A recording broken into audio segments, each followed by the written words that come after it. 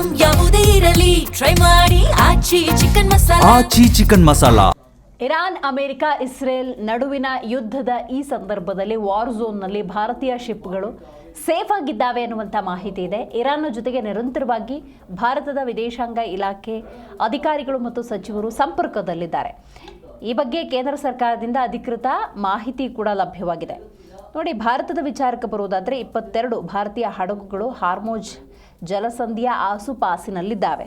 ಆ 22 ಹಡಗುಗಳು ಸದ್ಯ ಸುರಕ್ಷಿತ ಅನ್ನುವಂಥ ಮಾಹಿತಿ ಇದೆ. ನೋಡಿ, ನಂದಾದೇವಿ ಇರ್ಬೋದು, ಶಿವಾಲಿಕ್ ಇರ್ಬೋದು, ಈಗಾಗಲೇ ಭಾರತವನ್ನು ತಲುಪಿದ್ದಾಗಿದೆ. ಇದೆಲ್ಲದರ ನಡುವೆ 1,35,332 ಮೆಟ್ರಿಕ್ ಟನ್ನ ಶಿಲಾಂಗ್ ಆ ಹಡಗು ಕೂಡ ಬಂದಿದ್ದಾಗಿದೆ. ಈಗ ಇನ್ನಿರುವಂಥ 22 ಹಡಗುಗಳ ವಿಚಾರಕ್ಕೆ ಬರುವುದಾದರೆ ಸೇಫ್ ಆಗಿದ್ದಾವ? ಯಾಕಂದರೆ ಯುದ್ಧದ ಸನ್ನಿವೇಶ. ಹಾಗಾಗಿ ವಿದೇಶಾಂಗ ಇಲಾಖೆ ಇರಾನ್ನ ಜೊತೆ ನಿರಂತರ ಸಂಪರ್ಕದಲ್ಲಿದೆ. ಸದ್ಯಕ್ಕೆ ಇರುವಂಥ ಮಾಹಿತಿಯ ಪ್ರಕಾರ ಆ 22 ಹಡಗುಗಳು ಸೇಫ್ ಆಗಿದ್ದಾವೆ.